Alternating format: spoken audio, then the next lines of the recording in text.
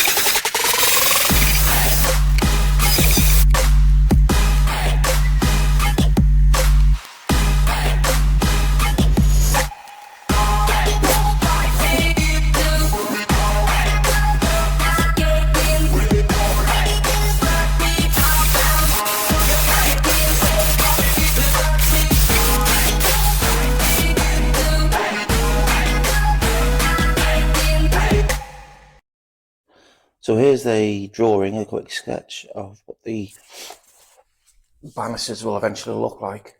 So you can see the one on the right, the central, there's a glazing unit, and that one on the right, it's a lot bigger, it's taller compared to the one to the left. That's because I've done it so that the overall height of the glazing unit increases as you come down the stairs. That way, the top of the stairs, the top piece on the furthest most left of the upper banister, that will be the same height as the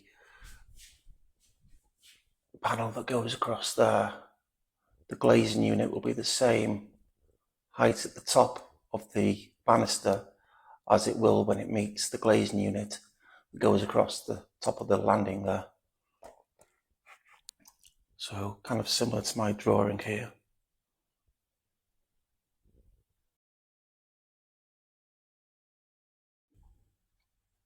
So you can see a better image, I suppose, on the CAD drawing that I've done.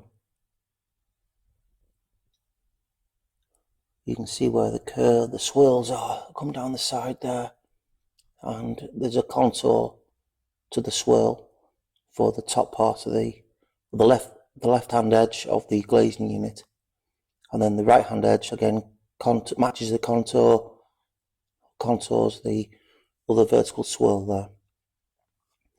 And then this is where the riser is. That small rectangle there is the riser. That's the end view of the riser. I've actually changed this section a little bit so that from the side of the stairs you won't see the end of the riser. So the banister will cover that end piece, the end view. And then the handrail is going to go attached to the top of the banister once the banister has been bolted into position.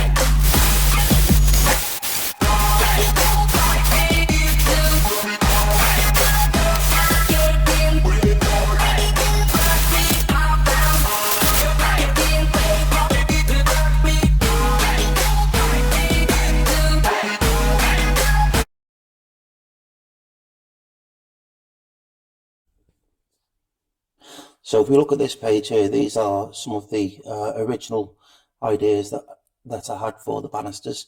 I wanted it to be quite a sort of swirly, lots of swirls, lots of droops, like a melted look type.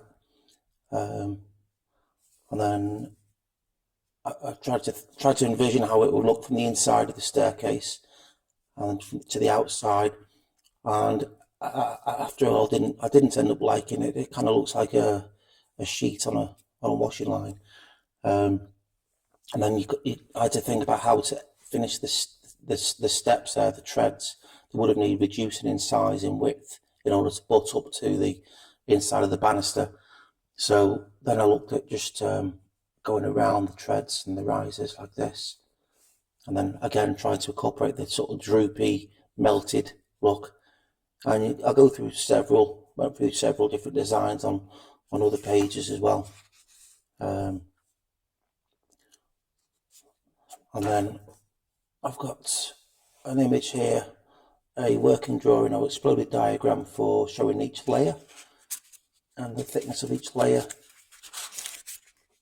Because after all, each banister is going to be laminated.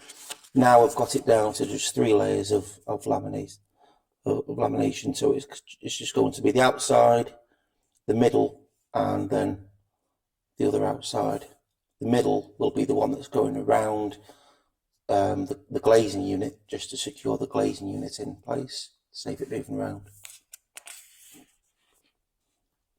And these here are drawings for the riser will look like. There'll be more about those later on.